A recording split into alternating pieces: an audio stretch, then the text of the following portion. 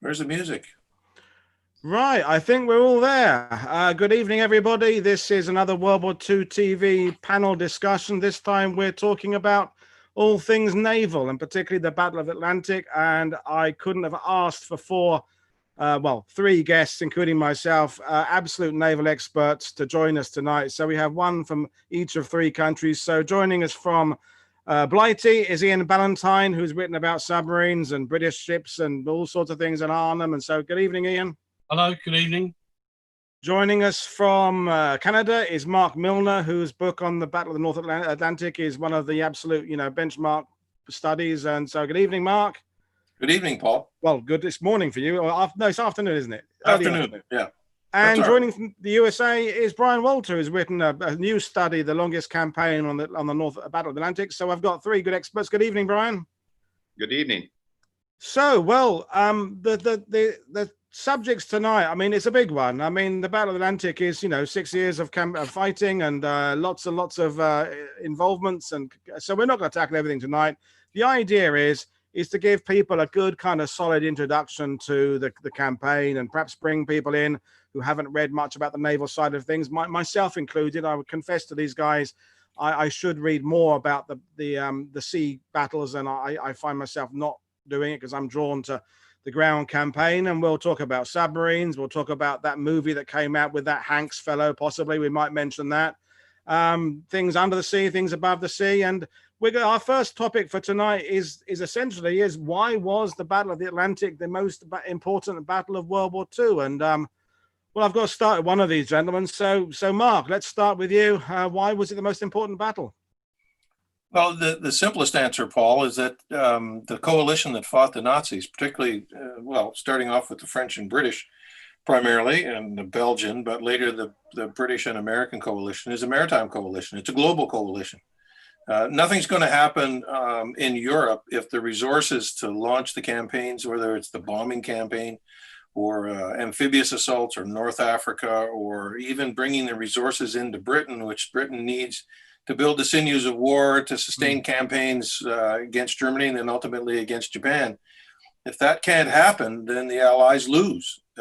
I've said in a number of places, I'm not sure that's something that the Axis could have won easily, but the Allies could have lost it. So it's a maritime coalition, and it has to draw the sinews of war from around the world in order to be effective. And the Germans know that, and they have to attack it. And they have to try to either sever the North Atlantic communications or embarrass them sufficiently that Britain has no recourse but to seek peace.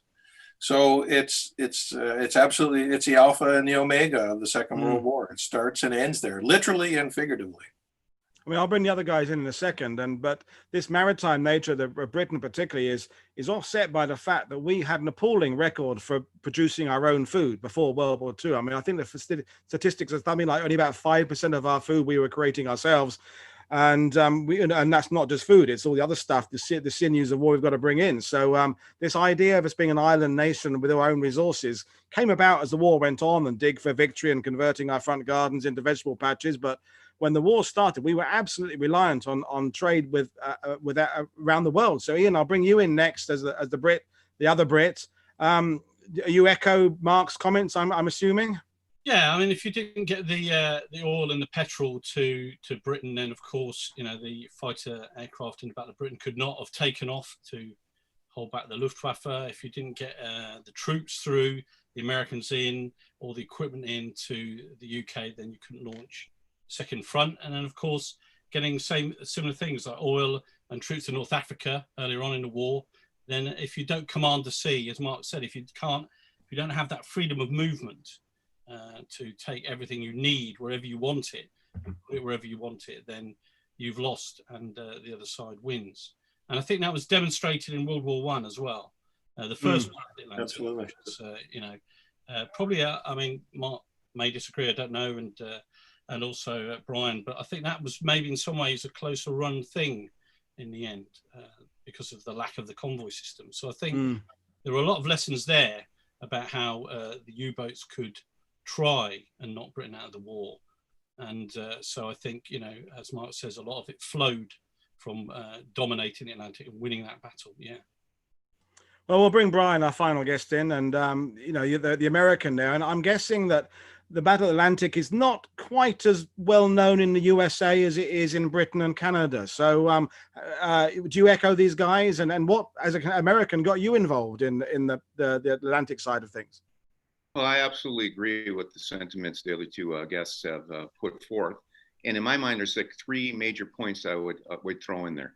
First of all, I just want to point out that the Atlantic Theater was the premier maritime theater of the Second World War.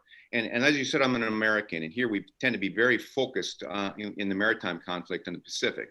But when you're looking at the size, the duration, and particularly the relevance of the campaigns involved, the Atlantic Theater was by far the premier maritime theater of the Second World War. Second point I will make, and this is pretty rudimentary, but it's still worth stating, is the fact that out of the three Axis nations, Germany was by far the greatest threat, and the bulk of the Allied war effort was directed against Germany. And I think it's important to always keep that in mind. The final thing I'll just say here is then, in my mind, the Western Allies, because obviously this was coalition warfare, and you know, the entire alliance is engaged in Germany. The Western Allies' contribution to this really boiled down to five major campaigns against the European Axis. We're talking about the Maritime Campaign, which is primarily focused in the Atlantic, the Strategic Bombing Campaign, the Africa Campaign, the Southern Europe Campaign, and finally the Northwest Europe Campaign, which is, you know, the final pinnacle of the entire thing. But out of these various campaigns, in my mind, the most important is the Maritime Campaign, which again was focused in the Atlantic, because if for no other reason, without success in the maritime realm, there is no success in any of these other campaigns. There are no campaigns. In fact, there is no Western Alliance, because without success in the maritime realm and that inflow of essential imports that you mentioned, Britain falls. And without Britain, there is no alliance, because Britain is the cornerstone of the alliance. And even if the United States and Canada want to continue a war against Germany, I don't see how they're able to do that effectively without Britain as a partner. And they're still going to have to get their resources across the Atlantic in order to be able to do that. So control of these sea lanes and the other contributions that maritime power plays is absolutely essential to the entire Allied war effort. And in that light, the Atlantic Campaign clearly is the most important campaign waged by the Western Allies during the Second World War. So if we're all in agreement about that, and I mean, that's an important thing to get across. But what's interesting is when I was putting this show together, and I was recommended Ian by a World War II TV kind of fan, Matt Bone, the Typhoon guy, is one of the best books about submarines. And then I knew about Mark because of his work with the ground battles in Normandy. Then I found Brian's book being brand new out there, you know, recently. So, but actually, when I was looking for authors about the Battle of the Atlantic, there aren't that many. Quite a lot of them had died 30 years ago. I was looking on Amazon, and you realize, oh, he's dead. Yep, yeah, he died years ago. Yep, he was a naval commander in World War II. He's been dead for 60 years, and yet. Ian, for example, your one of your recent books is on Arnhem, and if you look Arnhem on Amazon, there's just an absolute raft of books come out there. Yeah. So why, without going into, you know, for the whole half an hour about it, why has the Battle of the North Atlantic not brought people in the same way as other subjects have done, such as Arnhem or the Dam Busters raid or El Alamein? What's it lacking?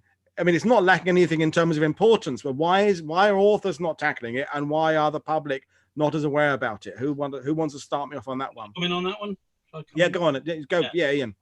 I was thinking about this earlier. I think one of the problems is actually something you know a great deal about as a battlefield guide, is the fact that there are no fixed battlefields. There's no monuments, there's no graveyards, there's no place where you can go and stand on a battlefield and say to somebody, that's where that happened, and in that house that took place, or on this road this battle was waged. So there's no easily accessible place they can go to kind of soak up the atmosphere and remember it. It's the ocean wave. Casualties disappeared beneath the surface. The battles were often waged out of sight and out of mind, away from the civilian population. And also there's the technology, the complexity of it all, and just the way that navies basically go away, do their fighting, then they come back, and it's hard for people, I guess, to grip. And if you weren't there, if you weren't somebody like, for example, the great Donald McIntyre, who wrote about his own experiences as a escort captain, you can't, you know, if you weren't able to write about your experiences put people in the warships hunting the U-boats. And there's not that many people in the navies had quite the same experience. So that's part of the reason. And I think it's just the people haven't got to grips with it because they find sometimes the sea to be a kind of hostile, as Nicholas Swanstrat said, a cruel sea. So they find it a bit hostile to begin with. So they're just slightly wary of it. But I mean, naval history has, I think, for a while been the sort of poorer cousin of the land battles and the air history. And also, I think because you can get a Lancaster and a Spitfire that's still in existence with the RAF Battle of Britain flight, and you can go and see people reenacting battles quite easily in Arnhem or wherever, then of course it's easier then to understand what happened. But we don't have equivalent of the Battle of Britain flight for Royal Navy destroyers and escorts, and you can't just go down the road in your car, park up and go and see a battlefield and watch people reenacting. I mean, it's just that much more inaccessible. So it's down to people like ourselves to try and bring it to life and put people. That's a very good point. I mean, for example, you can't get excited. You get excited about the sound of a Merlin engine, but you can't really get excited about however many paired up diesel engines sit inside a frigate. It's not that same aura. I mean, Mark, I don't think you'd mind us saying you've probably been looking at the battle the longest of the gentlemen here, trying to get across the importance about the Atlantic. What's your feeling about why it hasn't quite captured the imagination like other campaigns have? That's a really tough question. I suppose it depends on what my lithium level is on any given day. I was once off Cape Trafalgar on a Canadian frigate, and I took a photograph. When we reached the right lat and long for the Battle of Trafalgar, I took a photograph. And I've done a lot of battlefield touring, as you know. And I use photographs of battlefields when I was teaching for my students, and I put a slide up, or now a digital image up, and talk about the battlefield. And I said, and look at this one. And I put up an image of the Atlantic off Cape Trafalgar, and I said, there it is. That's the great place. This is where it actually happened. And understandably, the stunned look in everyone's face. And I said, come on, it's Trafalgar. Or it could be Put in Bay, or it could be Finisterre, or pick one. Scotland, so that's a problem. I think the real problem, though, is more complex.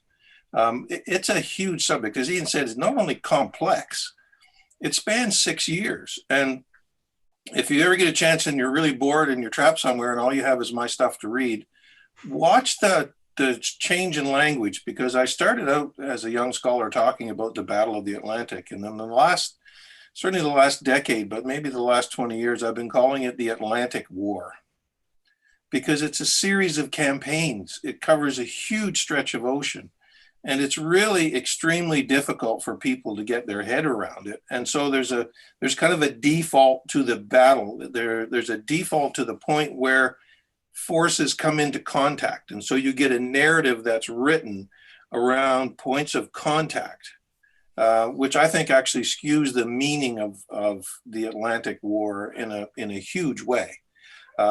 It's all about the movement of goods. And I talked to veterans over the years.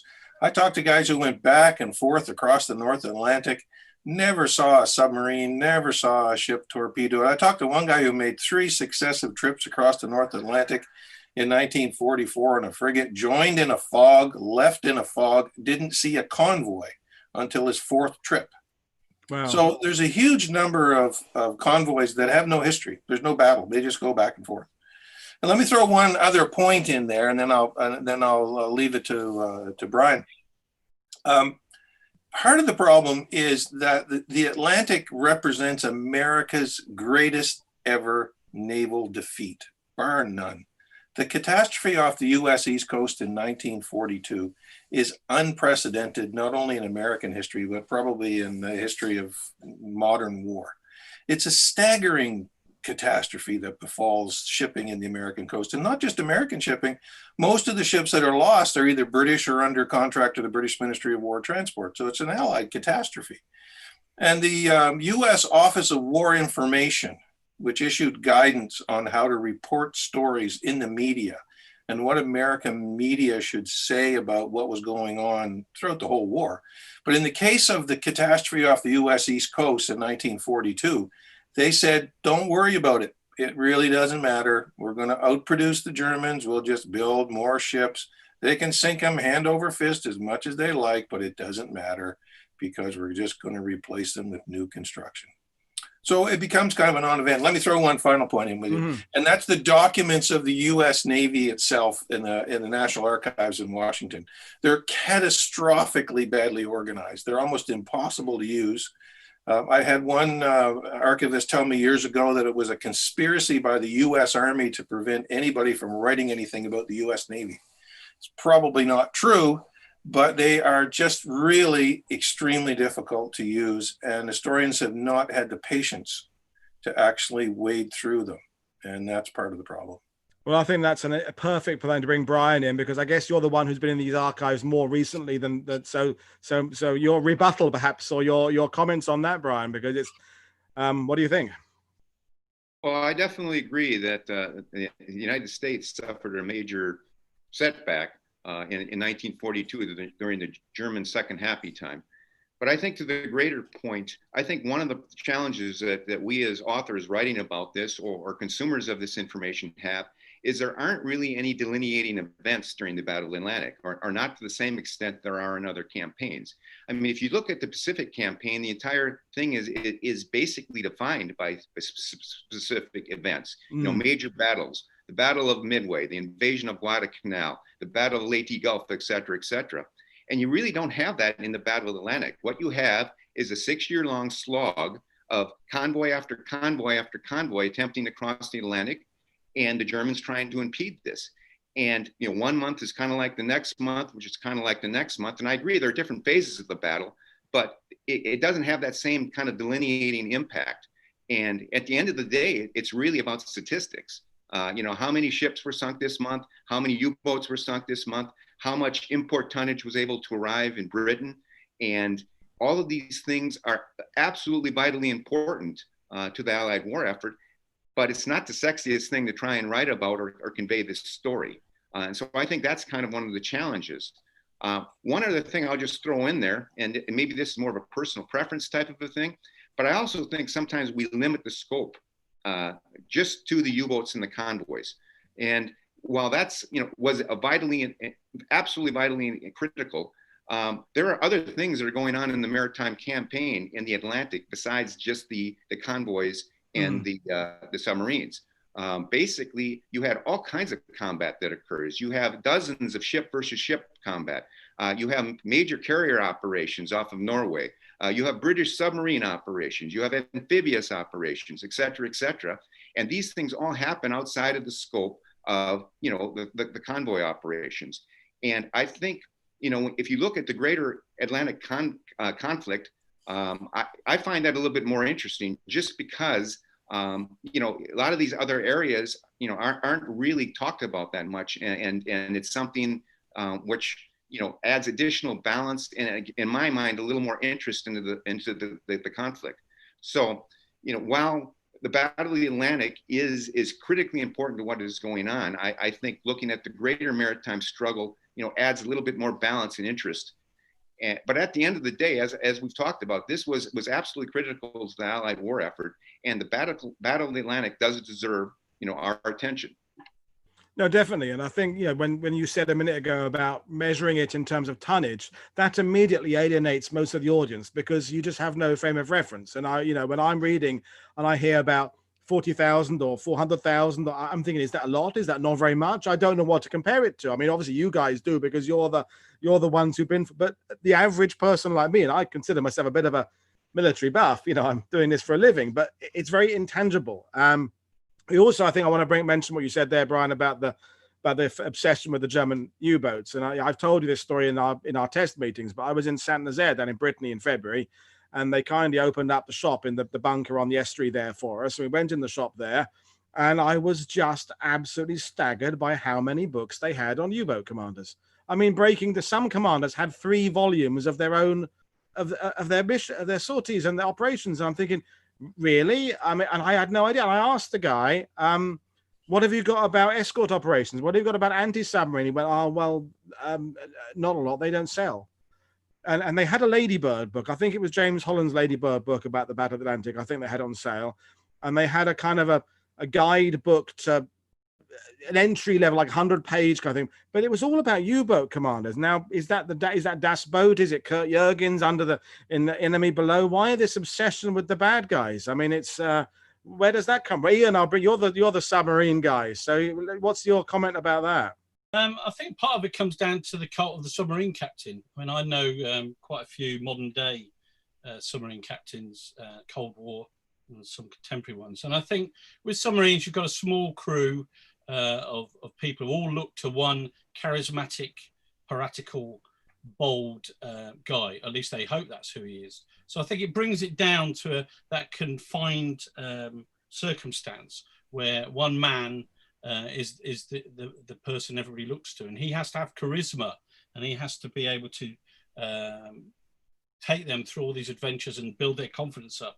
And it wasn't always the case in the Battle of the Atlantic, especially as time went on, and there were some pretty bad ones. But, you know, when you think of Kretschmer and Günther Prien and others, then, you know, they certainly had that charisma. And so it's something that people can relate to.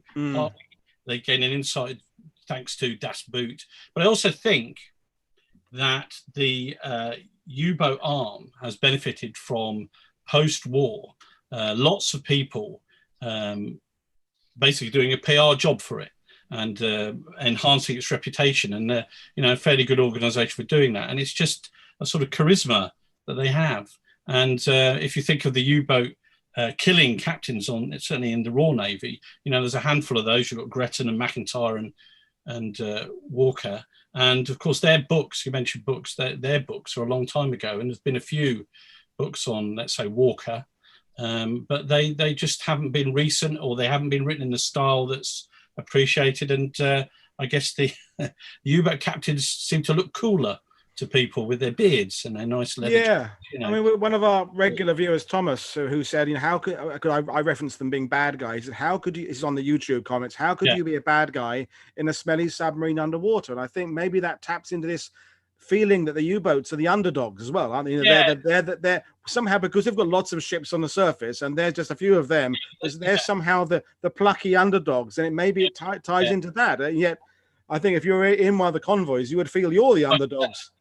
Depending on the phase of the war, of course. So this fascination with the U-boat. I mean, Brian and Mark, do you want to jump in on this U-boat issue? I'd be happy to jump in just briefly here. Well, because I just want to comment on one of the points you just made. And if we're talking about the era of the U-boat aces, which, you know, the different happy times, they weren't the underdogs, because most of the targets they were engaged in were undefended.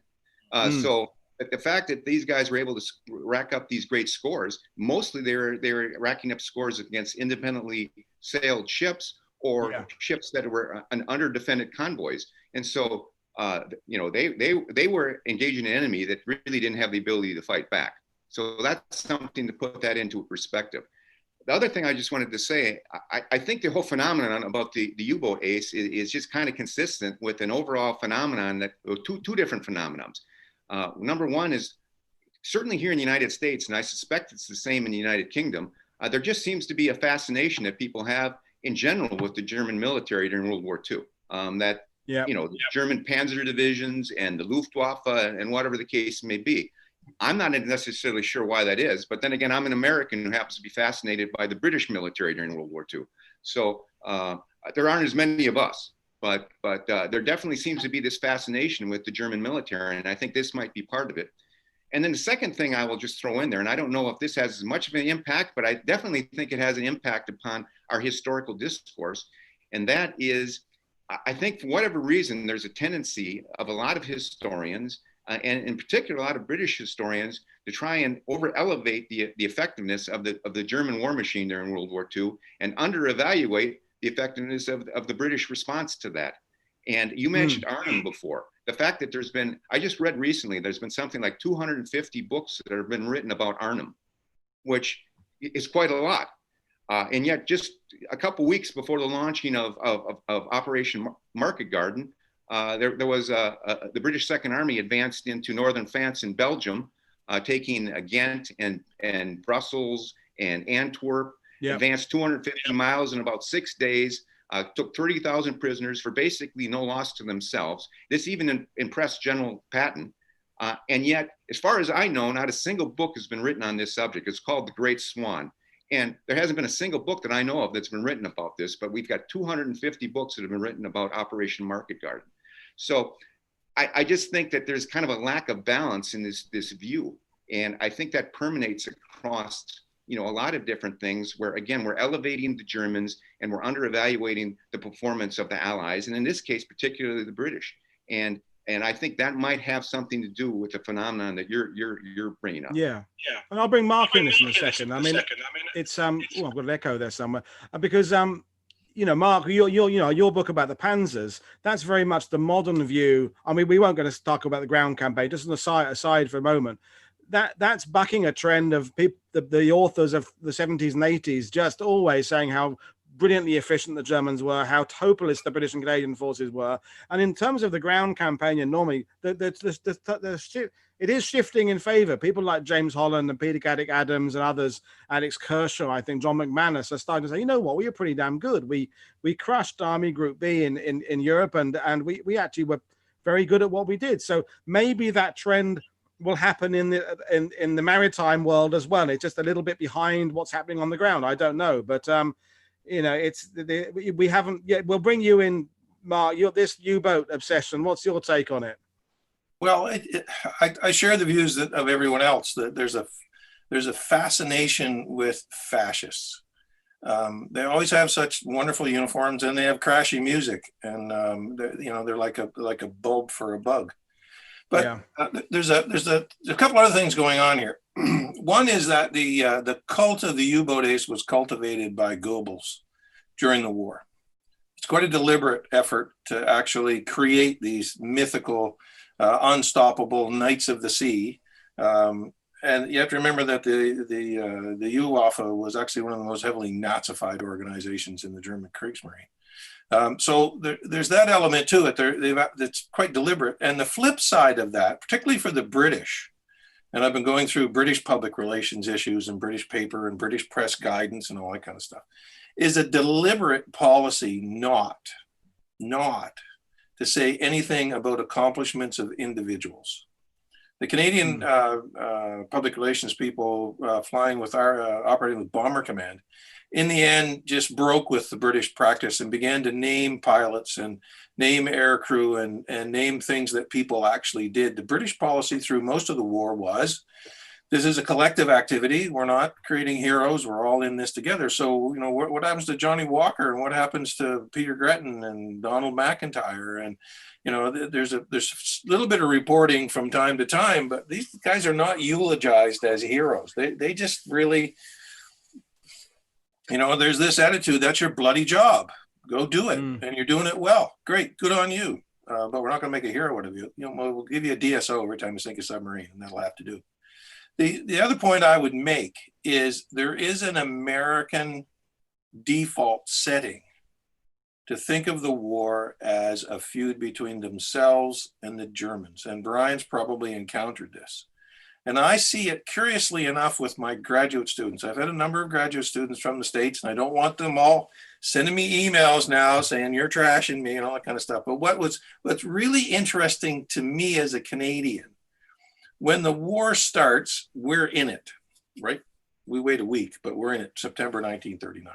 So the immediate group that I identify with for the first 2.5 years of the war is the British Empire, France, Belgium, the Allied side. I identify with that.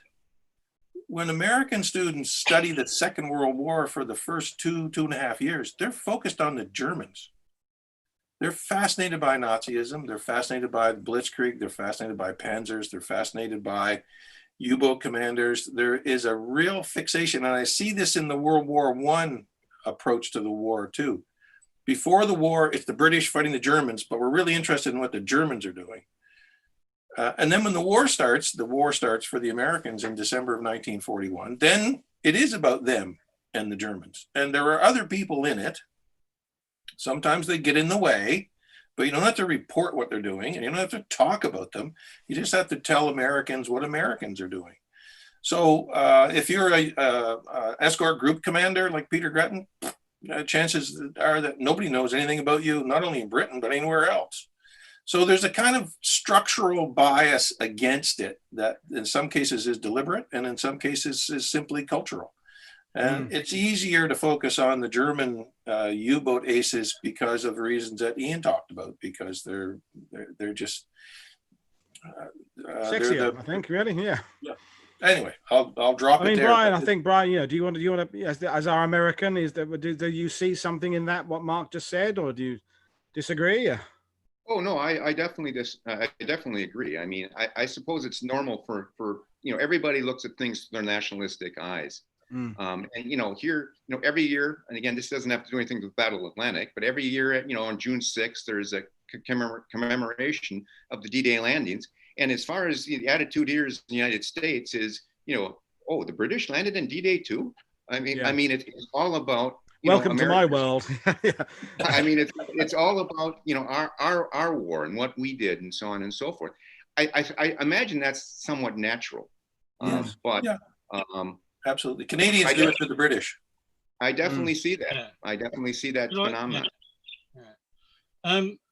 Thing about Britain that I've noticed, or if you're based in the UK, you notice is that the Brits like to focus on the smaller, easier to understand, and I don't mean this in necessarily a derogatory sense, but just as a way to sum it up, the myths of the little ships and the Battle of Britain, and they have a bit of D-Day in there, and El Alamein, whatever, the standard stories. And the problem with the Battle of the Atlantic is, as I think we've said already, is it was so vast and so big, and you had to really, if you wanted to understand it, you have to really get into it, and then you have to try and search out these tight-lipped escort captains or the records and their testimony to actually learn about the nitty-gritty of it. And I think the problem, and it remains with the Royal Navy today, is that it doesn't really like to boast too much about certain things. It doesn't really like to go near them.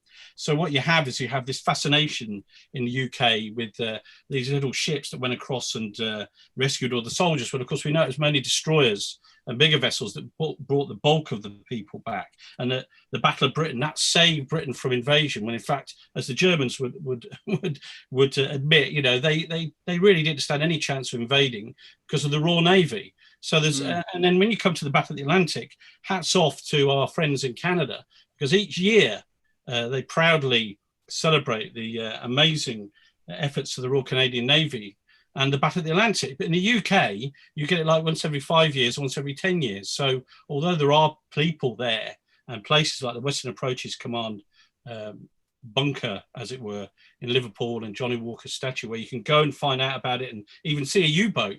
There's this thing in Britain, which I find, deeply frustrating, and I'm sure others do, which is that the Battle of the Atlantic just isn't honoured or commemorated, let's say on a yearly or even every other year. It's just not honoured in the way that Canada does it. And I think that's one of the problems with the profile in the UK.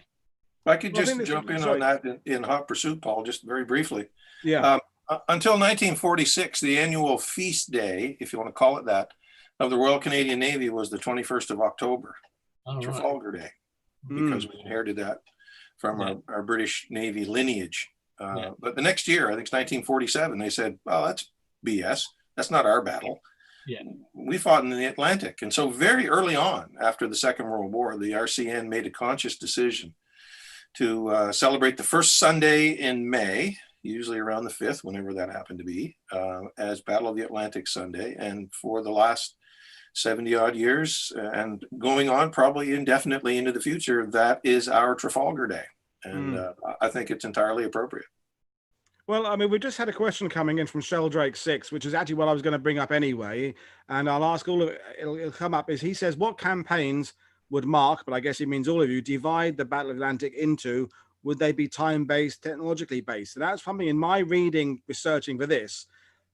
The only shared breakdowns of time seem to be the German happy times that all authors seem to reference. But when I look at the Allied point of view, each author seems to break down the phases very differently. It doesn't seem to be a universally accepted way of breaking it down. Like in Normandy, I can refer to that because that's where I live. You know, you have the landings, the attrition, and the breakout. Everybody kind of agrees on those three phases. But I mean, if well, Mark, you know, you perhaps if you would break it down into a few simple phases, interesting to see whether the other two will agree with them, because as I say, it doesn't seem to be there's an accepted agreement on this. So what are the distinct phases of the battle for us, for people watching? I'll try to do this quickly, and you need to understand that the phases are determined almost exclusively by the Germans, because if the Germans don't do anything, we win. So there's a continuity to the Allied approach. The first phase is the phase of trying to die gallantly, as Rader said. It's the September 39 through to the summer of 40, when the Germans are just trying to find a way to hit back at sea. They realize they don't have the resources, they don't have the bases and the positions to actually do anything monumental. They're just hitting where they can. Once they get the bases in France and Norway, then there's a clear strategic objective, and that is to knock Britain out of the war. So from the fall, late summer of 40, right through to maybe the midsummer of 1941, there's an effort by the Germans to achieve a strategic victory over Britain. And it's not just submarines. Most of that campaign in the winter of 40-41 is conducted by large surface ships. We often forget that. But there's a whole German squadron that's loose in the Atlantic in January, February, and March. Scharnhorst and Eisenhower and a cruiser, and there's a pocket battleship that pops in and out. Bismarck's just, part of the plan to build a huge fleet in France and take Britain out. They've only got 8 submarines at sea in January of 1941, but they have a clear and presumably obtainable strategic objective, which they fail to achieve by the summer of 1941. And then there's a kind of campaign of dissipation that takes place where U-boats are sent to the Mediterranean. Hitler has a panic about Norway. And so the last months of 1941, from about the time the Enigma is captured through to December, the Germans have no idea what they're doing. It's not working. They don't have enough submarines. Bismarck's been sunk. Tirpitz isn't ready. Subs are going to the Med, and they can't get out of the Mediterranean once they get there because they just can't stem the tide going back out, and boats are off to Norway. When America comes into the war, there's a very clear attempt on the part of the Germans to launch a campaign that will embarrass the development of Allied strategy. That's the best way I could define it. And that campaign of strategic embarrassment, which is Dönitz' tonnage war, in which he's trying to sink enough tonnage to prevent the Allies from building up the resources that we've already talked about. That goes on from really early 1942 through to the spring of 1943 and the defeat of the Wolfpacks in May of that year. And then from the spring of 1943 through to the end of 1942, there's a little campaign in which the Germans tried to reassert their position in the North Atlantic using acoustic homing torpedoes and more anti-submarine armament on subs. And it's a total and rather catastrophic failure for them. And then there's a holding campaign that's fought through most of 1944, trying to tie down Allied resources and trying to transition into the Type 21s and Type 23 U-boats, which come too late. And they don't actually get to transition into those subs until the spring of 1945. And so the last phase of the Atlantic War, if you want to call it that, 44 and 45, as one of my colleagues, Roger Sardi, described it. It's the origins of modern anti-submarine warfare. It's when subs begin to operate properly as submarines, fully submerged most of the time. They're acting as guerrilla boats. They move back inshore for the most part, with the exception of a couple little campaigns in the North Atlantic. And they're basically hanging on until they can get the modern subs in service, and they hope then to relaunch a major campaign against Allied shipping. So the phases, from my perspective, are all structured around German initiatives because the Allied intent remains constant. Move troops, move people, move resources, move airplanes, move bombs, build resources up, bomb the crap out of Germany, land in Europe somewhere, and defeat them.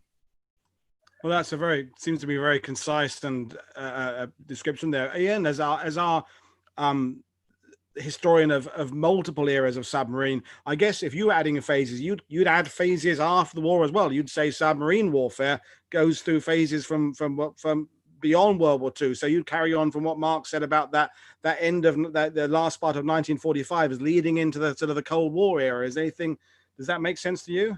Yeah, yeah. I mean, when Mark was talking then, I was thinking that it was a bit like whack-a-mole for Yeah. with his U-boats, you know, and then the law of diminishing returns, wherever he could, very simply put, wherever he could find somewhere where the defenses were weak and he could exploit them, whether it's off the coast of America or down off Brazil or South Atlantic or into the Indian Ocean, he would try throughout the war to try and take advantage of that. And so the Allies came along and, as Mark said in more erudite fashion than myself, they would just kind of whack him down again. So that was the story throughout the war. But on the development after the Second World War, yeah, I mean, I've got a Cold War section in Deadly Trade, my book, but also another book called Hunter Killers. It's about the Cold War. But working as a magazine editor, looking at the situation today, it's been warned for some years now by top American admirals that we're now engaged in a fourth Battle of the Atlantic. It's just starting, or it's been underway for a few years already. So there's always a struggle, whether it's the against the Soviets in the Cold War, World War I, where it was a pretty intense Battle of the Atlantic, World War II, and then today there's a different. It's different, of course, not the same.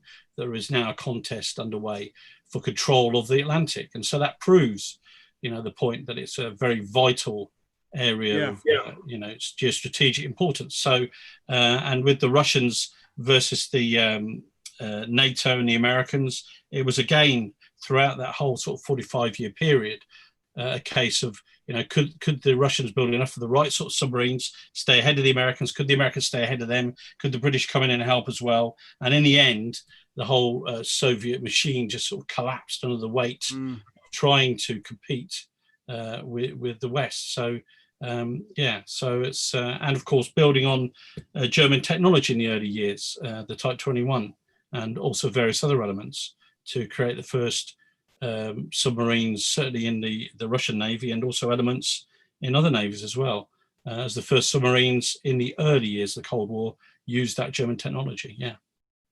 Well, brilliant stuff. So, Brian, you've been sitting patiently for a while. So, I mean, again, I'm not picking on you because you're the American, but you know, again, I don't think I asked you. I don't know if we discussed it or not. I mean, what got? I mean, you said you've been interested in British history, but what got you interested in the Battle of the Atlantic? What kind of, and have you found it? People say, why are you doing that as an American? Is it? Are you felt something like a lone wolf yourself doing it, or has that made it more fun? I mean, just how did you get involved in it? Well, okay, just a little bit about my background. You know, I've always been a student of the British military during the Second World War, literally from the time of my youth. When I was 11 years old, I read a book about the Battle of Britain, and that had a life-changing impact upon me because I've been fascinated by the British military ever since. And you're right, I am kind of going against the stream. About several months ago in February, I attended a naval historian symposium in California. And again, you know, the vast bulk of the focus of this is the Pacific War, because the Pacific was America's theater. But the Atlantic was not America's theater. America played some major roles in the Atlantic, but the Atlantic was a British dominated theater. And you know, it's just not as focused upon it as it should be. But in my case, you know, I consider myself to be more of a military historian as opposed to specifically a naval historian. Right.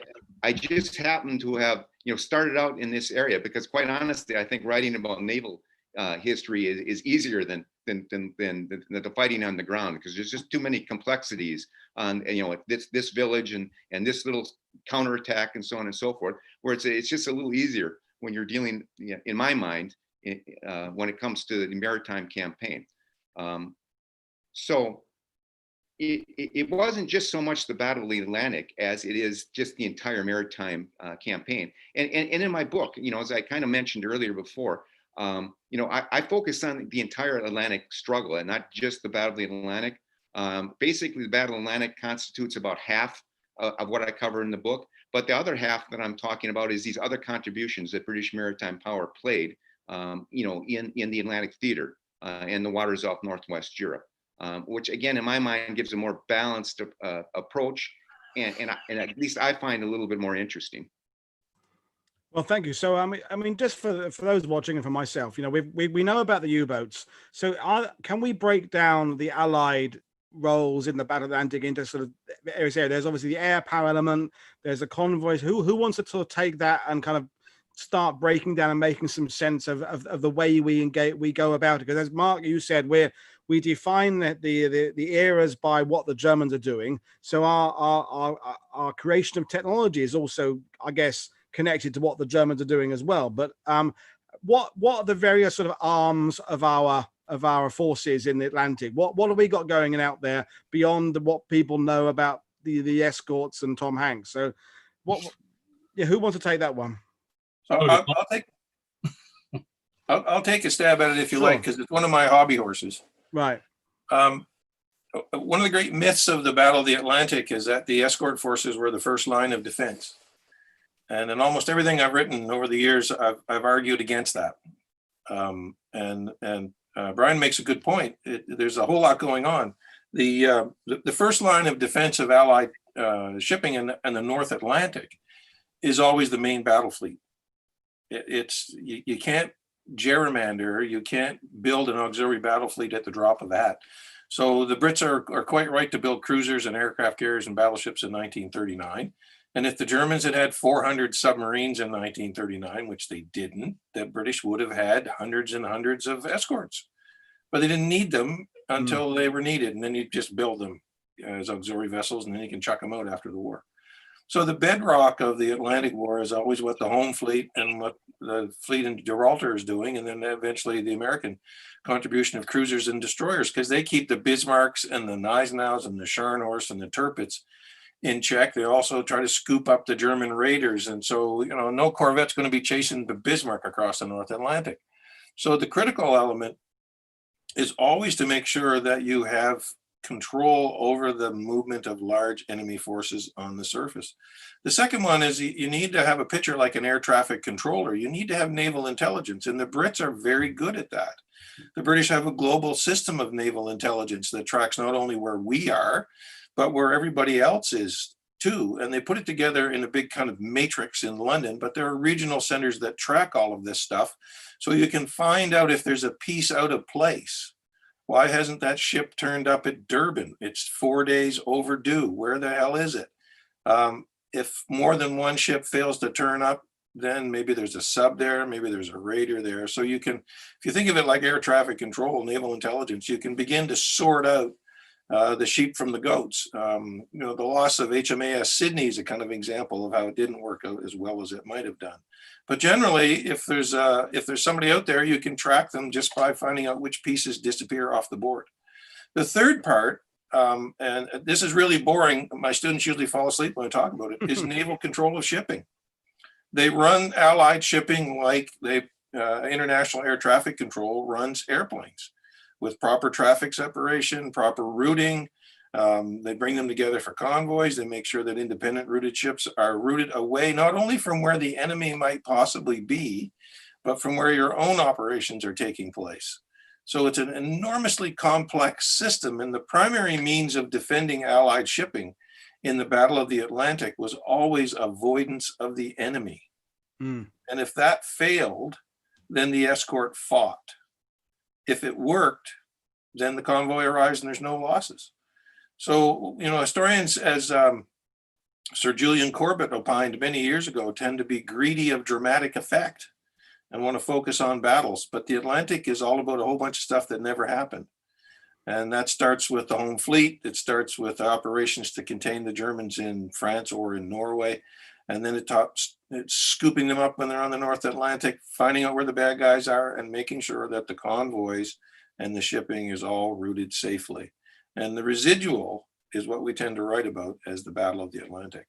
I think that's a very good point there about the fact the most successful battles in the Atlantic are the ones where no shots are fired, and that's Absolutely. Something that doesn't sit with our now. Let me ground battles. Let me throw in two caveats. Yeah. Okay.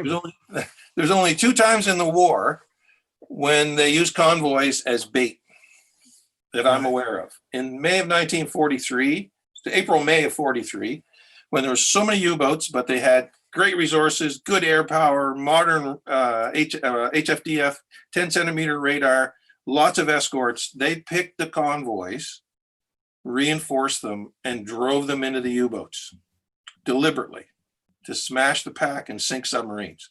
The rest of the convoys get routed left, right, and center, up and down, but they pick one. And when I went through the records years ago, they always reinforced just 24 hours before contact. And as the battle was winding down, they're shifting resources for the next convoy going the other way that they're going to drive through the Woolpack and sink subs again. So there's that brief period in the spring of 43 when they do that. And then I don't think anyone told the merchant captains, but in 1944, the support groups that came out to, in theory, help convoys in British waters actually followed behind the convoys. The U-boats were so hard to find that they used the convoys to produce a flaming datum. And you could then just run down the bubble trace or the angle of the torpedo strike and begin your search to see if you could find that bugger who was inshore taking a shot at your convoys. So they were quite prepared to use convoys as a lure because inshore subs were so very hard to find. But generally you kept shipping clear. The idea is not to get ships sunk, it's to get them home. Yeah, and just to say, we've got a lot of conversations going on YouTube. David O'Keefe, who was with me on the Saturday, is adding some excellent stuff there about intelligence and some of the themes we've mentioned already. And so either Brian or Ian, Mark is I'm loving what Mark's saying. I'm loving what you're all saying. Brian, you've done I guess the most recent work in the sense of this. So what big things did you what shocked you when you were doing your work? Was there something that you really were surprised by about that you didn't know about the Battle of the Atlantic and or perhaps about one of the things that's lesser known that vitally important? What's your take on that?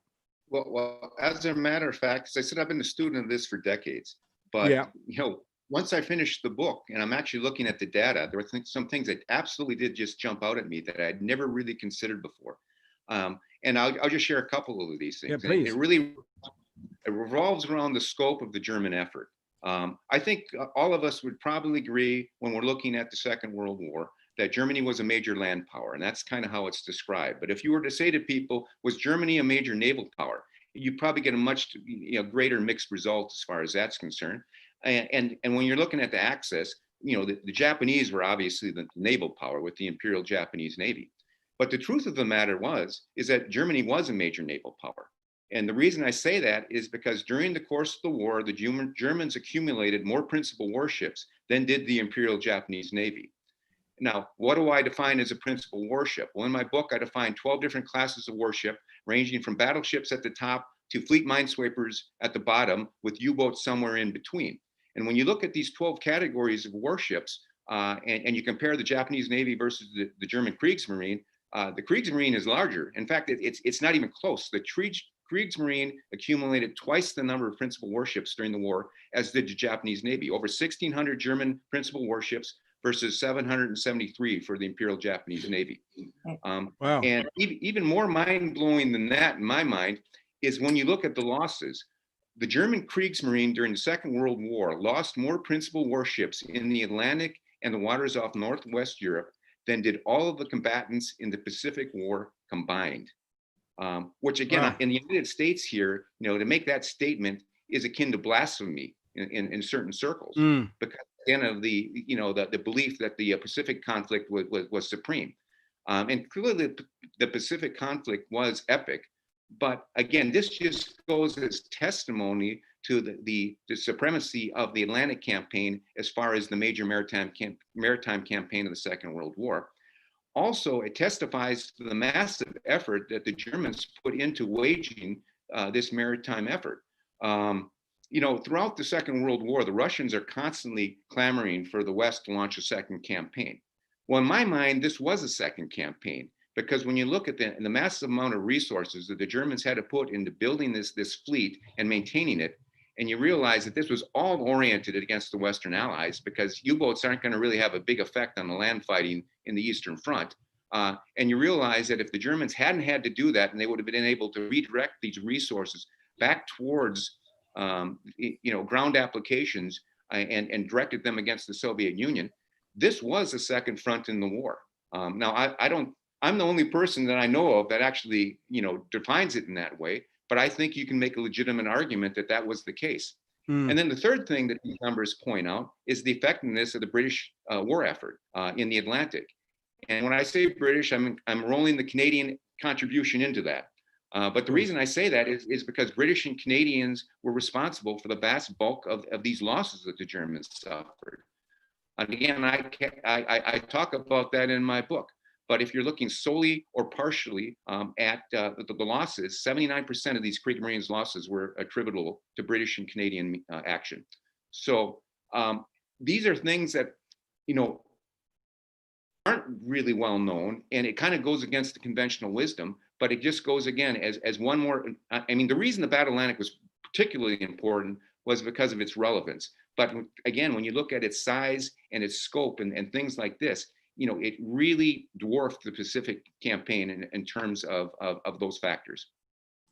Well, essentially, this show is going exactly where I wanted to go, in that we are really absolutely highlighting the importance of this campaign and how globally and importance-wise. And David O'Keefe made another important point, referencing you, Brian, saying that the German Navy, though, was more about achieving attritional victory, whereas the Japanese was more about decisive action, which I think probably we could all agree with as being relevant in that. So it's not, let's say, an apples and oranges argument, but just I'm glad people are contributing to it. But Ian, going back to submarines, I mean, when you were putting your deadly trade together, what were the things that got your juices flowing? So should it be about the battle? And what kind of was it? Wow, I'm onto something here. What were the exciting things, really?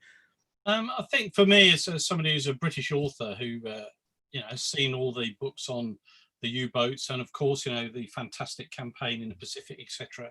It was a real thrill to be able to use resources such as the Imperial War Museum offers, and also the National Maritime Museum, because there, if you go and research those places, often you can find material on either submarines, or I've done books on the Bismarck, Pursuit of the Bismarck, and you find material that's been there and that people haven't used in previous books because they've been written so many years earlier.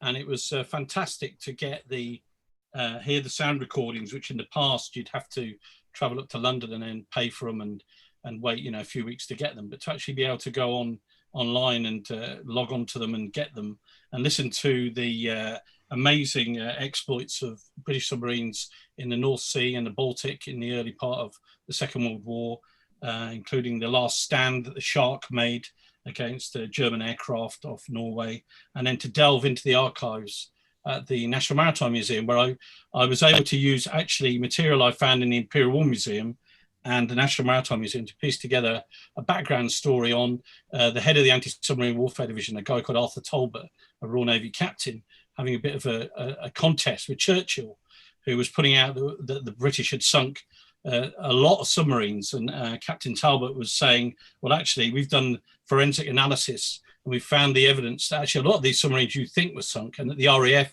say were sunk were actually not either not sunk and went home, or in fact are fishing boats or old wrecks. So I was able to get put into the book an insight into this argument that the two of them had, which of course ended up with Arthur Talbot getting sacked, but he was right. And so I find that's a real thrill to sort of find something where it illustrates how, in that case, how even the head of the Directorate of Naval Intelligence, Admiral Godfrey, was saying, Captain Talbot's right, and we've got to be careful, because if we rely on information which says that we sunk 30 U-boats, when in fact we've only sunk 9, we're actually not going to prepare ourselves to improve our tactics or improve the weaponry.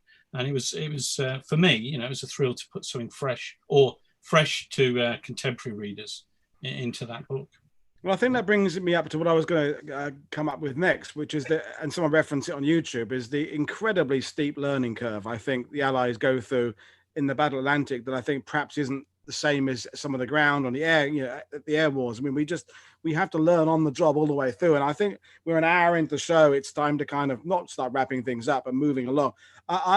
What do we each think are the absolute most important side of the Allied victory? I'm going to go first because it's my show, and I'm going to say intelligence. That was the thing when I was doing the the reading about this, your books and others and things. It's the incredible job of the intelligence side of things, and and combined with that, just the planning and the backroom boys. I think as a kid, you grow up, you read the books about the convoys and the crashing waves and the depth charges and all this, and that is what sort of gripped me then. But now, as I'm older, I realize it's the planning stuff behind is just incredibly important. So I'll say I'll put a vote for intelligence.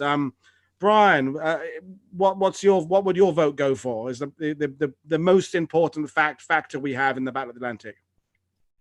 Well, I don't know if I'd necessarily say this is the most important factor, but to me, I think it's a very critical factor, and that is, I think we tend to sometimes view the Battle of the Atlantic strictly through the lens of a naval lens, and I always refer to this not as a naval struggle but a maritime struggle, because there were other services involved, and in particular, I want to emphasize the role that air power played in helping win the Battle of the Atlantic.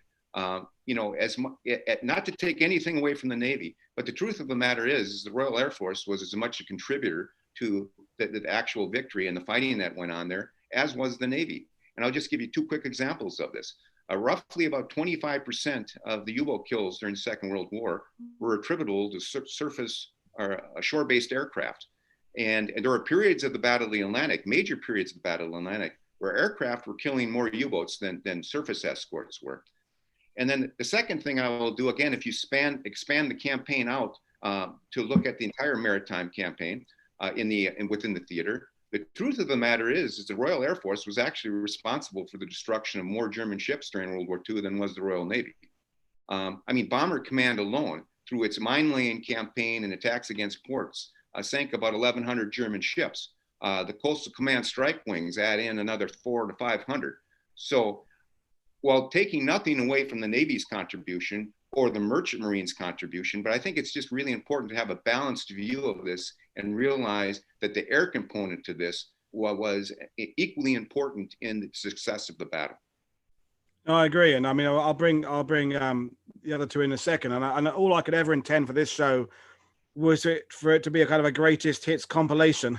And then if people enjoy it, we can come back if those want to, and we can actually, do some albums and say, let's look at Escort, let's look at the Merchant Marine. And, there's only so much we can do in that limited time. But Mark, the most important factor or the most vital factor, what would your vote go for?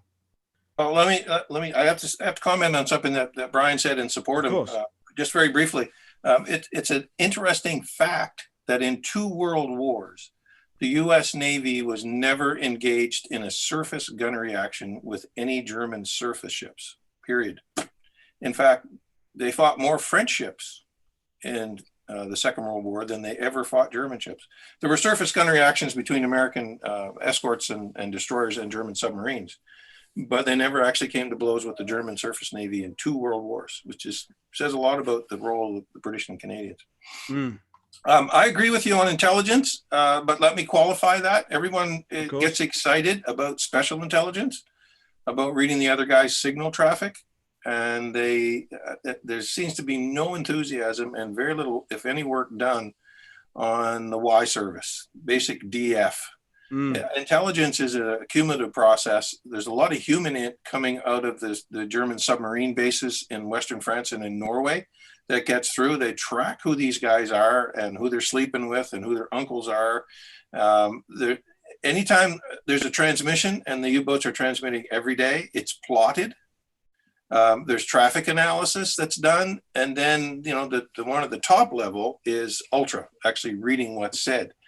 But there's a huge amount of intelligence. And I think intelligence, given that the objective here is avoidance of the enemy, has to be the absolute top drawer one. But close behind that is air power, because the Atlantic War is ultimately shaped by how far you can take an airplane.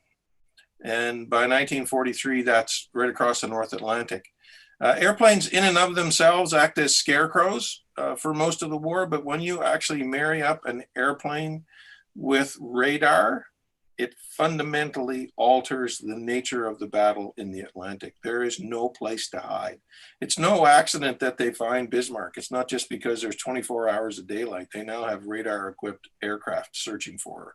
So there's no place for German surface units to hide. And by 43, there's no place for German submarines to operate on the surface. So intelligence, radar, and air power. Intelligence first, and radar and air power kind of.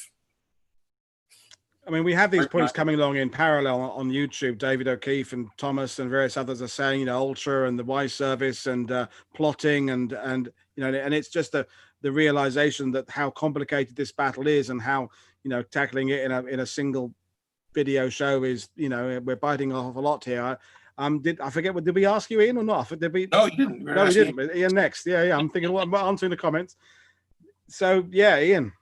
I mean, I'm going to be pretty boring here. I'm just going to say everything. You know, all the things that the guys are mentioning, and but I have to say, I think that with all due respect to our all the other people, there has to be. I know this sounds a bit jingoistic, maybe, but it has to be the bloody-minded Royal Navy sailor and the merchant mariners and the Canadian Navy, and of course the Americans when they came in. So I'd give it to those that are really going to have to do the nasty bit, and that's the hunting and the killing or being killed out there in the Atlantic. So I mean, I know that may sound like a simplistic thing, but it's very hard when it's popular to try and figure out this is the thing, what won the war, and I agree on the intelligence, and the air power was important, provided it was supplied in the right place and got the U-boats as they attacked or were on their way to the convoys and not afterwards. I mean, that's something that I mentioned in the book.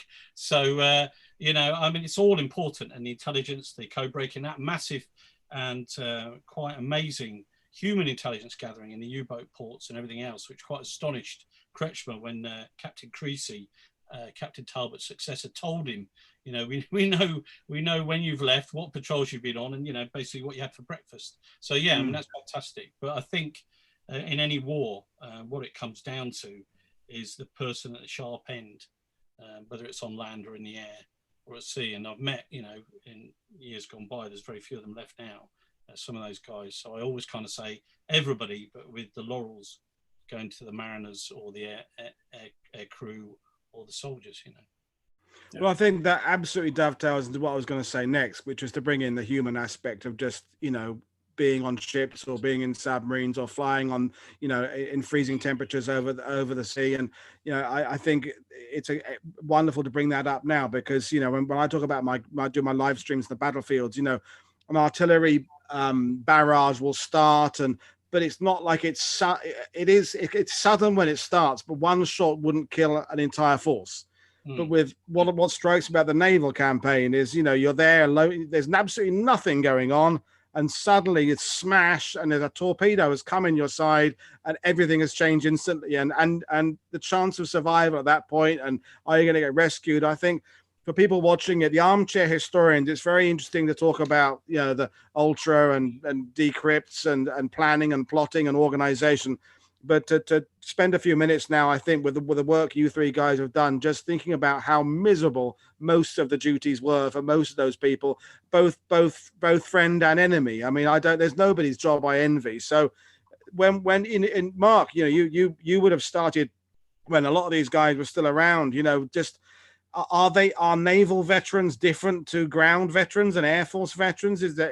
Was there a trend of more PTSD or less PTSD? Is there something you've identified from them? What do you take away from meeting the guys who did it? It's a fundamentally different kind of war. I have to tell my students, when Fogarty Fagan, who was on the Jervis Bay, turned to his signalman and said, "Make a signal to Admiralty, I've seen Graf's Bay, we'll engage, tell the convoy to scatter, here we go." Nobody asked the stokers. He just rang on for full speed and started maneuvering. It's fundamentally different. The leadership qualities are fundamentally different. I have talked to naval veterans who suffered from PTSD, primarily from the 1944 inshore campaign, which we could talk about maybe at another time. But when somebody orders a battalion to cross a river line and go up a hill, you're looking at maybe 500 or 600 combat effectives that you're going to take with you, and everybody has a rock or a ditch or a tree that they can opt out behind. So the quality of leadership for combat arms on the ground and combat and leadership at sea is really fundamentally different. And one of the key differences, of course, is that you're taking your home into battle. It's where you live. It's where your bunk is. It's where Mm. your kid is. It's where, whether you're a merchant sailor or whether you're in the Navy, if they sink your ship, they sink your house. Yeah. So, you're literally all in it together. It's often said that the Army equips the man, the Navy mans the equipment, and that's very true. So leadership has to start at the top, and the burden of leadership, as you saw in Greyhound, if you watched it, and Captain Krause, it weighs heavily on him, as it does on whether you're a captain in command of a platoon or a major in command of a company. But the leadership is fundamentally different, and you can always get in your bunk and have a hot cocoa when the battle's over at sea. Can't really do that in Normandy. No, I mean it is comparing apples and oranges all the time in these things, but I think when you're in the ground warfare, there's always that sense that somehow a little bit of your destiny is in your own hands. As you say, Yes.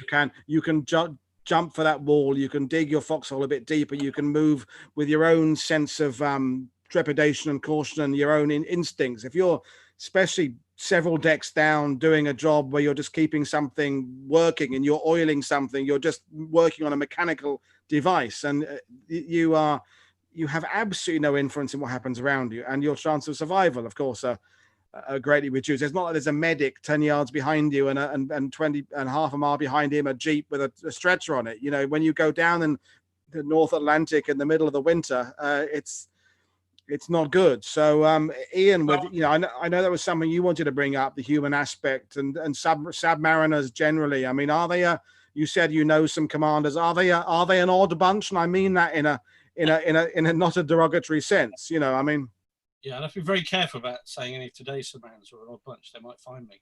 But I mean, they're distinctive. They're different from other sailors. I mean, like they all have tribes in whatever service you're in.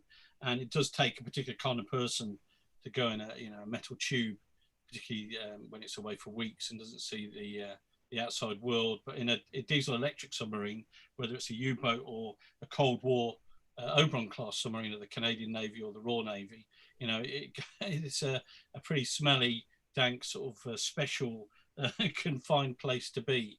And so they have to have a sense of humor, get on with each other. And yeah, they do rely upon one person making the right decision, or they're all dead at the same time. But it was interesting listening to what you were saying, what Mark was saying. I've done other books beyond that, but I remember a guy interviewed for my Bismarck books, a guy called Ken Robinson. He was 17 years old, and he was a rating in HMS Cossack, and he went through the most incredible series of events in that very famous destroyer, including the Altmark incident and the Second Battle of Narvik, where he was on a 4.5-inch gun that came under fire, and then had to bury, put over the side in the fjord, some of his shipmates, and was telling me about how he would sleep during the roughest seas in that small destroyer on top of some lockers, because the whole of the mess deck, or the mess area, was flooded, and it was an absolute squalor. And it was sort of quite a challenge to stay on top of a locker and not fall into the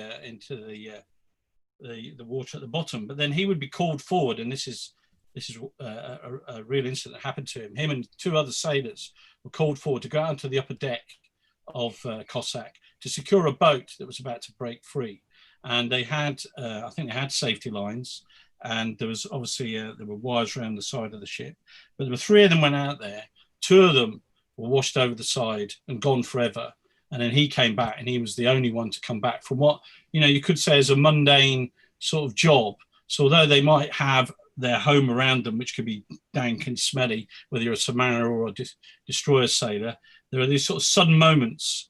And I'm sure it was the same in the merchant ships, like the iron ore carriers in the Battle of Atlantic, which could be gone in 40 seconds, which is incredible. As torpedo hits, you're dead. The entire crew, the entire ship gone. So that's a distinctive thing that I think Greyhound did show actually as well, not to an extreme way, but did show a little bit of, was the way that suddenly that kind of domestic surrounding of a ship can suddenly be cleared away for action, and then with the wrong hit at the wrong moment, you're all gone, as you said, Paul. It's a total wipeout. and you're comfortable. You're comfortable. I'm using comfortable as a comparative term. Your comfortable station with perhaps your personal possessions in a locker or something suddenly become hell on earth. You know, the place that you came back to for a rest and a break has now suddenly become a box that you are trapped in. Water coming in. That immediate change must be very difficult to deal with. So Brian, I mean, because you were serving military, weren't you? So I mean, but you were Army, weren't you? Am I correct? Yes, I'm so you know, the Navy side of things, it's a very different sort of war. And are you glad you made the decision to be in the Army rather than the Navy, or would Well, I don't think my stomach would have been able to survive the Navy too well. So that was probably probably a bigger consideration in my mind. But one of the things I would say, you know, again, looking at this thing from a historical point of view, is clearly, you know, the naval, you know, the average seaman and the airmen, you know, were the unsung heroes of this campaign. I definitely agree with that. I mean, they're the ones that are actually, you know, they're working long hours. They're working under very tough conditions. It's always wet. It's always cold. Generally, you're dealing with generally stormy weather. It's very, in many cases, it's very mundane duty that they're doing. You know, long hours, but yet there's always the threat that any moment a torpedo could slam into your ship. And I think another component you have to take in consideration for most of these guys, they don't have an opportunity to shoot back. I mean, you know, if you're an infantryman, yeah, you have a rifle and you have an opportunity to shoot back. But a lot of these guys on these merchant ships, or even depending upon if you're on an escort, but depending upon what you do, you don't really have an opportunity to directly defend yourself as an individual. And I think that's, you know, all of these things have a different psychological impact, I think, on the individuals involved. Now, I can also approach this, again, as you mentioned, as a military veteran myself, who has been in a combat zone. And a couple of things I can bring to the table as far as that's concerned is when I was in Afghanistan, I kind of felt like everybody I was serving with, we were all heroes. Just from the vantage point of two things. Number one, we're all putting up with the same conditions, whatever those conditions may be. We're all, you know, on the other side of the world, essentially from home, and everybody is doing their job. And one thing you learn when you're in a combat zone is there are no unimportant jobs. Whether or not you're in a combat role or support role, everybody is contributing to the overall mission. And it really kind of forms a camaraderie that you develop with the people around you that generally cannot be replicated in civilian type of industry or civilian activities. That band of brothers, it really is something that is cemented in that type of environment. So I think, you know, whether or not, in my case, serving in Afghanistan, or the case of these common airmen and seamen, you know, serving in the Battle of the Atlantic, or an infantryman serving in Normandy, I think those criteria and those factors are consistent with all of us.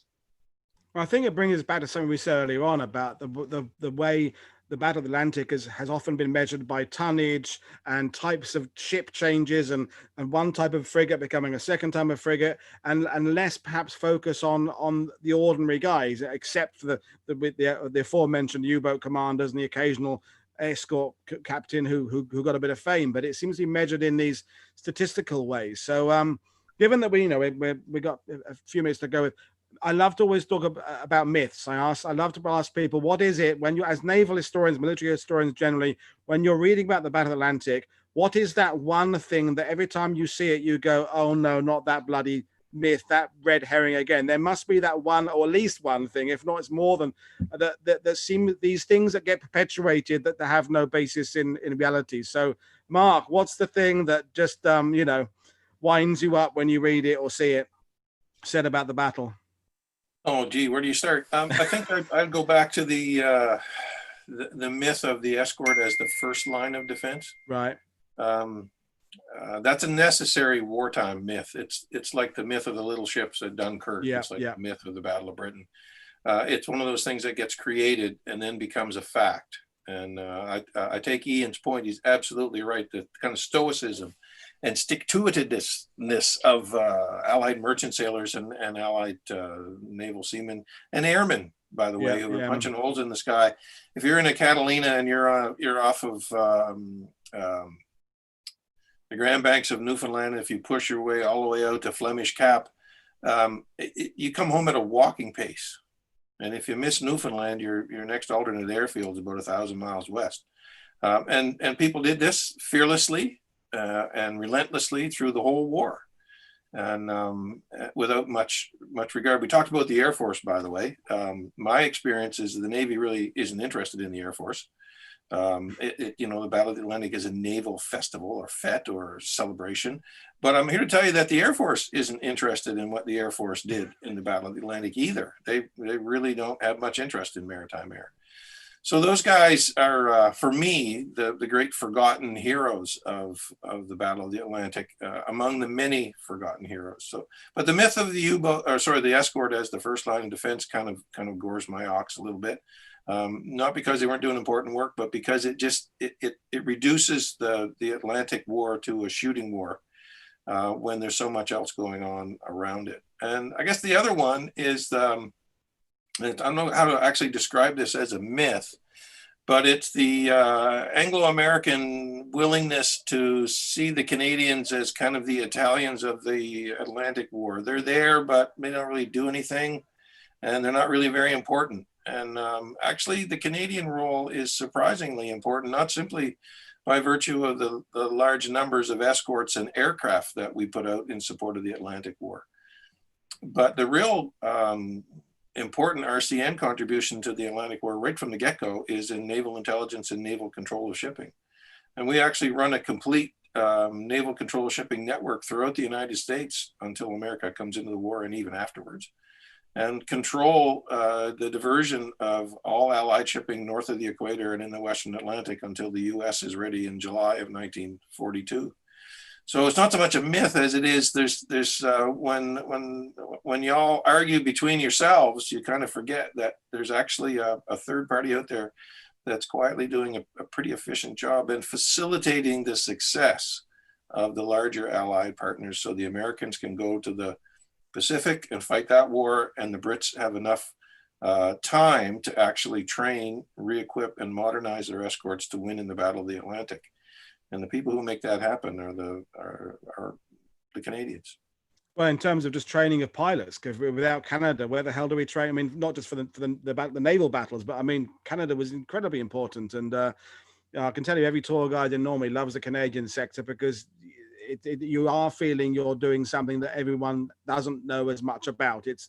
Anyway, that's another subject. Yeah, okay, sorry. Myths, myth busting. What are the things that grip your goat? And then we'll come to Ian.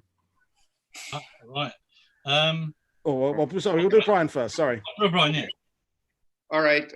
Well, I think the biggest myth about the Battle of the Atlantic is that it was a close run thing, because in truth, it really wasn't that close. The Germans never really came close to winning the Battle of the Atlantic.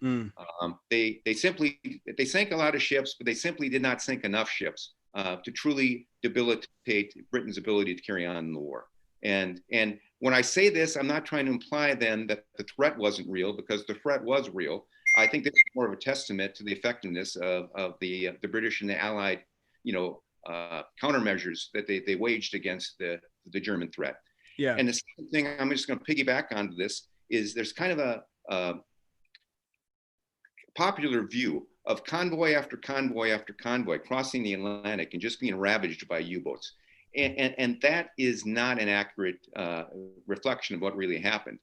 While there were certainly some convoys that did come into some hard times and were hard hit by the U-boats, those were the rare exceptions. And what was the rule was that most convoys crossed the Atlantic suffering no losses or very minimal losses. In fact, during 1942, which was the worst year of the war for the Allies in terms of shipping losses, the loss percentage for convoys going back and forth to the United Kingdom was only 1.5%. Wow. That means that for every 75 ships that sent out, 74 successfully made it to their destination. So this image in Tom Hanks movie of convoys just being ravaged, while that did happen on occasions, that was not the rule. That was the rare exception. Well, that dovetails again into this idea of the fact that the statistics reported by tonnage lost, not tonnage that got through. if we had reported of, look how many supplies we've got this month, it would have been a very different picture than, oh, we've lost this. But that we'll bring in Ian, then we'll just do a little brief discussion about Greyhound for those who want to, and just brief. So Ian, myths. What? Yeah, I think you touched on something good point there. I mean, actually, the battle, and I'm sure the other two guys feel the same way. The battle is actually decided, and it was the same with World War One. Once they got the convoy system in, is by the ships that the submarines never see, that get in, that are silently coming in and being offloaded, and that is the death knell of the Kaiser's hopes of a negotiated peace, using the U-boats to force the Allies to do that before the Americans are too strong in Europe, and also in World War II. It's the whole this whole idea that as we said, that it's all end-to-end U-boat battles, and of course that winds me up merely partly because I'm British and I like to see the British story out there, and I do feel that certainly in a naval sense, and of course Mark said that much about the Canadians as well. Even the British naval story tends to be ignored and overlooked, and it just does aggravate me when the reality of naval combat, the grimness and the brutality when it does happen. Take Bismarck, for instance, what happened there at the end, the final battle, and the whole myth of the super battleship and the superhuman U-boat commanders, and that they were coming in there, they were totally invincible. I mean, the majority of them didn't actually sink a ship. So that's the kind of thing that kind of winds me up a little bit. I think balance needs to come in. And then the interesting thing about the Royal Navy submarines is that they didn't get the opportunity in World War II, certainly, and World War I guess, except in the Mediterranean, to actually attack defenseless, largely defenseless merchant vessels, but merchant vessels in general, because they just weren't there. And that wasn't the nature of the war that the Royal Navy submarine force had to wage. So I think the German U-boat force, in being very unfortunate in being heavily hit during the war and losing so many people, did get this mystique because the British, the Allies, had the shipping to attack. There was no equivalent German shipping to attack in either war. So you would never get an ace like that, apart with for a few exceptions in the Mediterranean or the Baltic in World War I, in the Mediterranean in World War II, you would get British aces, as it were, but you just would never get the scale. So there weren't those people that they, even if they wanted to, because that wasn't how the Royal Navy Submarine Service fought. So it didn't mean they didn't have the people, the skill, or the ability. It just wasn't their war. Well, that's wonderfully said, and I think we'll wrap things up with just a quick little go around the house and talk about Greyhound, if we want to. For those who've seen it, I mean, I will just start by saying it was all right, pretty good. I just felt it was like I'd missed the first episode. I didn't know the characters. I didn't really care about them particularly. I wasn't really clear whether the Tom Hanks character was meant to be an experienced guy or an inexperienced guy. He seemed to make no mistakes. It didn't. I wanted to know what was happening next. I found it tense, but it just didn't. I watched The Cruel Sea last night, and an absolute classic. And as they say at the end, they did 5 years and they sunk 2 submarines. How many did Tom Hanks get in about an hour and a half? Was it 4? I think 4. I mean, it's I think that kind of sums it up. I have no. I thought it was all right. I think it was pretty good, but it was just a bit. I didn't really care about the people. What did you think, Ian? Yeah, I mean, I thought that it did convey the cold brutality and the growing anxiety of the convoy. And when they did show the Canadian corvette versus the U-boat, which was like the famous fight between U-210 on SC-94 with the Canadian destroyer, I thought that was pretty good. And I thought other elements of it were very well realised. And if you had insight into the loneliness of command, and you had knowledge of what some of these things meant that Hanks was discussing with his sailors, then I guess you would get a lot more out of it than somebody who was very new to it, because you'd be slightly mystified. So I felt that, like you say, it did need another 30, 40 minutes prior to it, the convoy leaving, for us to get to know people. So we cared when they were killed or when something happened, or we were really worried about them. But I thought, it wasn't a bad effort, and certain elements of it were quite good. And it did make me kind of smile a bit when he wiped out 4 U-boats and was still worried that he hadn't really done enough. And as you say, in The Cruel Sea is a fantastic movie. They saw the enemy once, and Yeah. they got two U-boats, and was And that was two U-boats in it, and they'd lost their own ship. So I mean, it was like only I think Yeah. much more yeah, but it's realistic and not- even-handed. But brilliant. if nothing else, like with Dunkirk, like with 1917, it promotes discussion, and that's got to be a good thing. Mark, what did you think? It was entertaining.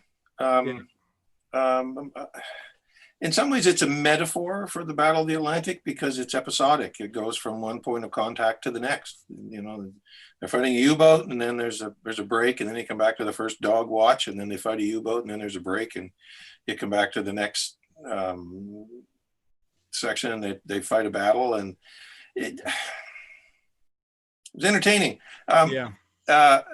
You know, I was watching it, and I was sitting and watching it with my son, and he said, "So what's wrong with this one?" And I began to tell him what was adrift with the scene, and how, you know, you don't use the radio telephone before contact because that will tell the enemy where you are, and there aren't enough people running messages, and, you know, all kinds of stuff like that. And funny, my wife says, "If you don't like this show so much, why are you watching it?"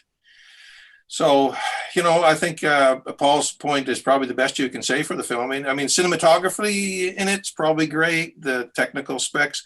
And by the way, that little action between HMCS Dodge or Dickey and the U-boat, the graphic model for that, of course, is HMCS Sackville, the Canadian Naval Memorial Trust Monument in Halifax, the last surviving corvette. And she actually had an action like that, very much like that. And there were a couple. There's including one action in the Caribbean when HMCS Oakville was so close to the U-boat that the guys in the after gun tub pelted the CO of the submarine on his conning tower with Coke bottles because that was the only thing they could get to actually lash out at him. And he was seen to be ducking from flying glass and bottles as the submarine broke away so they could open the range and bring guns to bear. So that kind of stuff happened, and it's you know, 72 hours in the air gap's not very long. If it had a slow convoy, particularly westbound slow convoy, it could be a week to 10 days. So that's even worse. There's no development of his role as senior officer of the escort. They all had standard operational procedures. He's not giving out night orders. He's not, you know, he's just, "Where are you, Dickie? What are you doing?" And that part I found kind of bizarre. Anyway, it's entertaining. You should never get an historian involved in a film like that because it'll probably just screw it up. It kind of reminds me of we'll bring Brian now, although you haven't seen it, have you, Brian? You've seen clips and things, but it reminds me of the old Alfred Hitchcock movies are life with the dull bits taken out, and that's.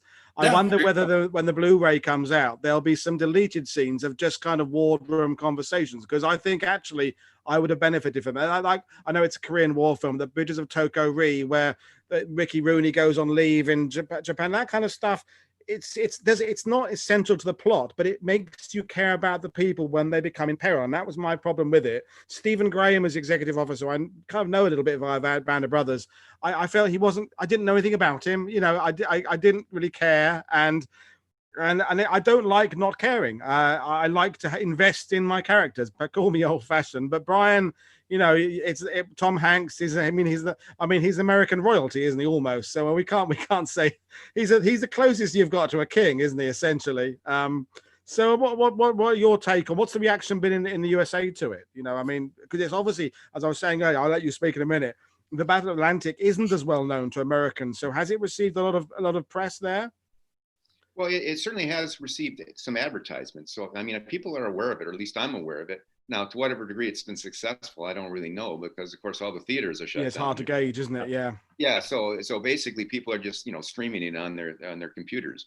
But as far and I haven't seen it, but I have seen advertisements for it, and I guess my only complaint that I have, having not seen the movie, is it just doesn't look real to me. As I think I mentioned in our pre-conversation. Yeah. I think, what's the term, CGI? It looks like a video game to me, and that seems to be, you know, we see that in a lot of the different movies that are coming out now, and it just doesn't look real to me, and I find that distracting. But again, I guess it's a more practical way to try and film a movie like that than it is to actually, you know, try and you know, make scale models or whatever the case may be. But I think it is a good thing, again, to have movies about, the Second World War and historical type of things, as long as, they aren't completely historically ridiculous. Because sometimes they can steer people completely in the wrong direction. And I don't think we should ever substitute movies for, when it comes to historical discourse, for books, because again, a lot of times, Hollywood will tend to distort the history to one degree or another, in the production of their movies. And you have to keep that in mind. But the fact is, I don't know what the viewing figures are for Greyhound, but I'm sure it's probably 10 times more than all your book sales and all the historians I've had on my shows so far this year combined times 10, I'm guessing, so whether we like it or not, a movie, Band of Brothers, 7 Year Private Ryan, they reach an audience a busy publishing author will never reach.